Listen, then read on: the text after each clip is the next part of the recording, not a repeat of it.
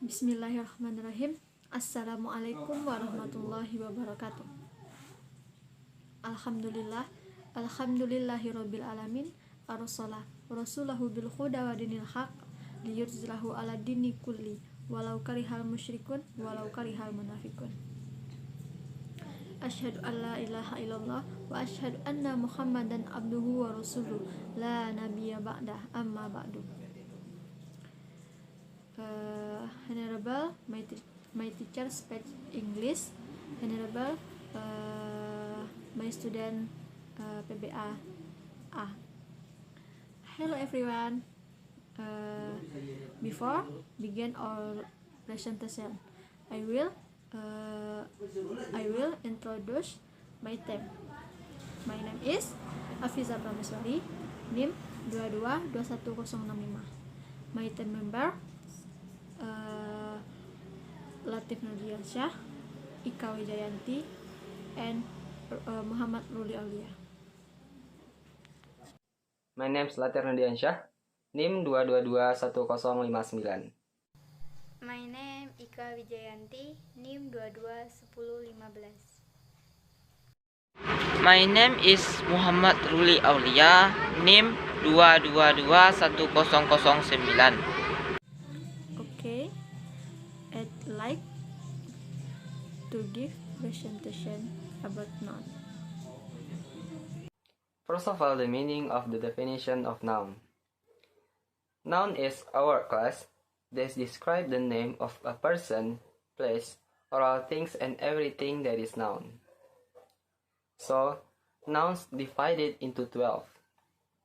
They are common noun, proper noun, countable noun, uncountable noun, abstract noun, concrete noun, collective noun, compound noun, singular noun, plural noun, possessive noun, and the last is material noun.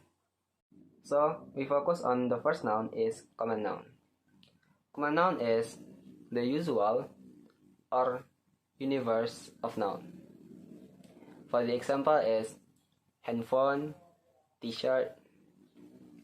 And the second is proper noun. Proper noun is different with common noun.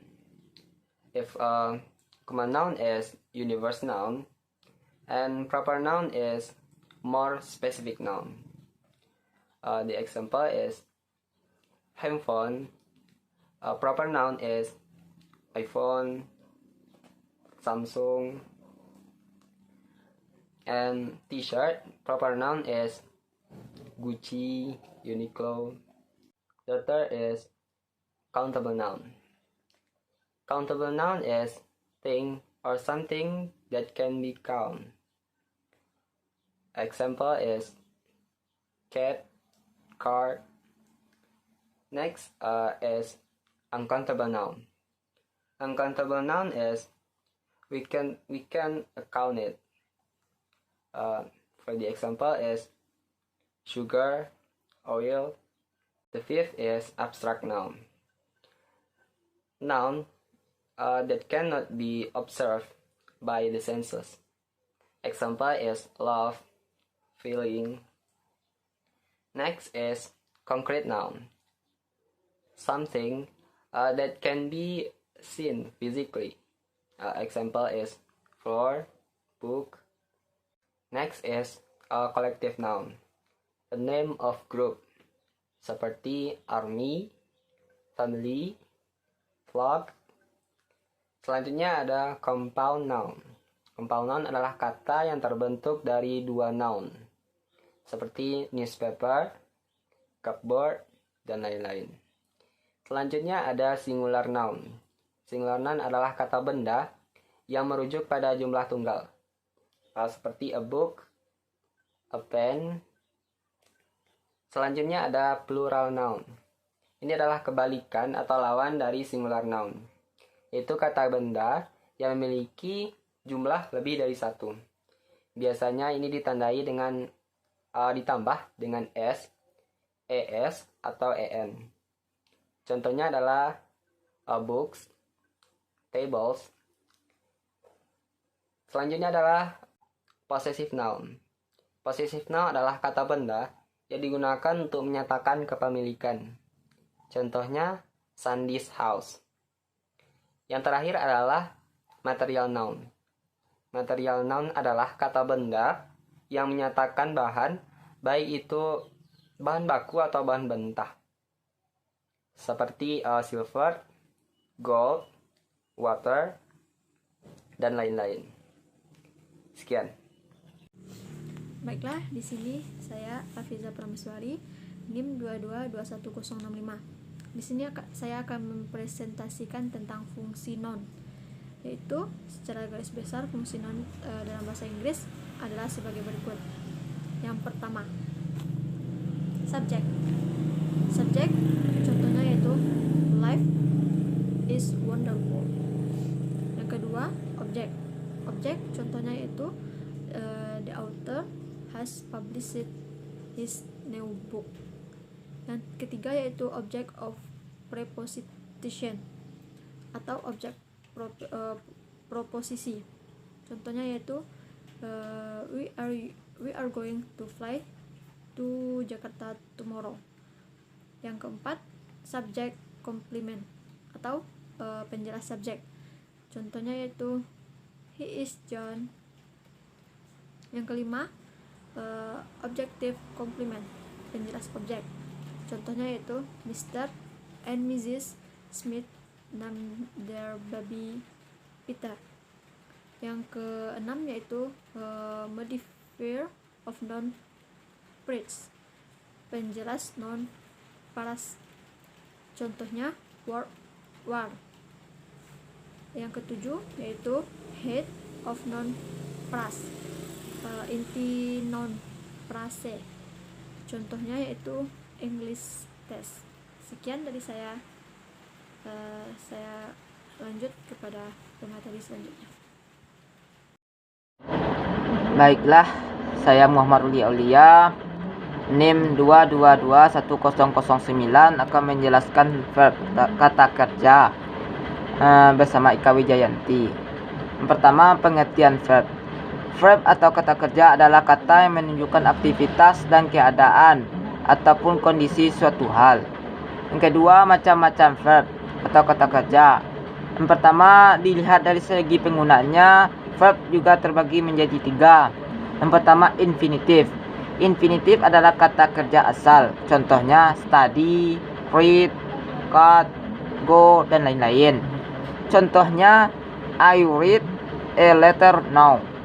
I go to school. We study English in the class.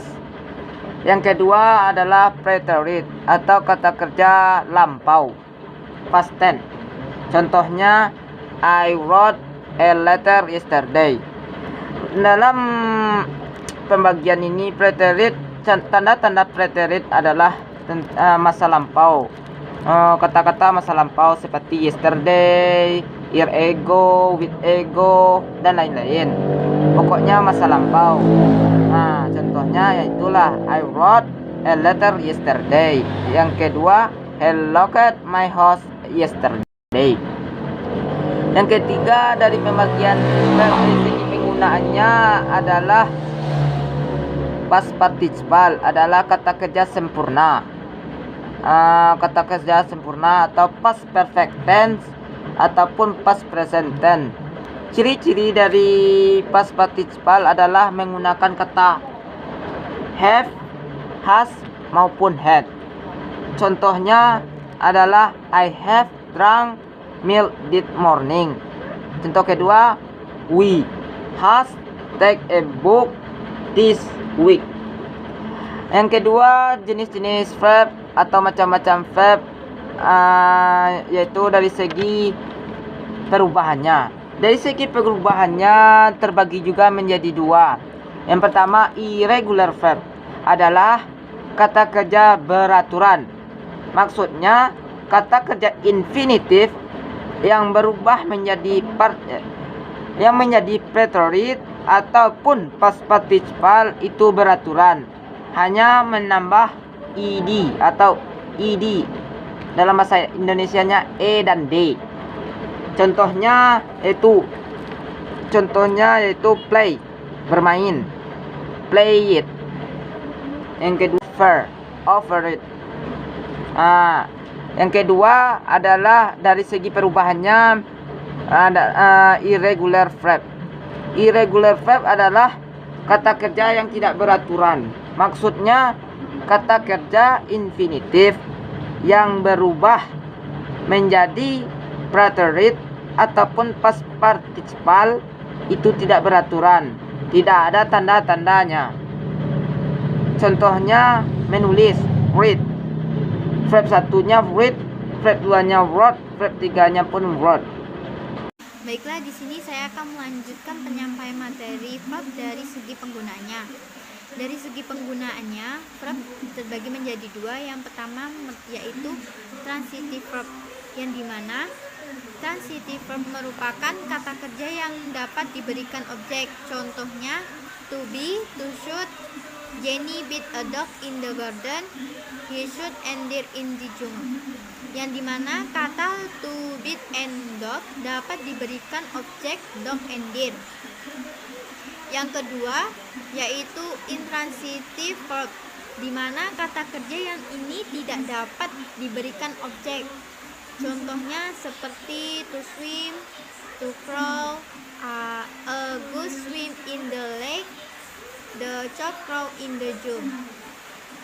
Selanjutnya yaitu gerund, dimana gerund merupakan kata kerja dengan sufiks ing, artinya suatu kata kerja yang menjadikan kata benda. Contohnya she don't eat like smoking, she avoid meeting me. Gerund dapat ditempatkan di beberapa tempat seperti subject, object, object after preposition, di belakang kata ganti milik, dan di belakang kata what dan busing. Sekian, wassalamualaikum warahmatullahi wabarakatuh. Sekian presentasi dari kami kelompok 1.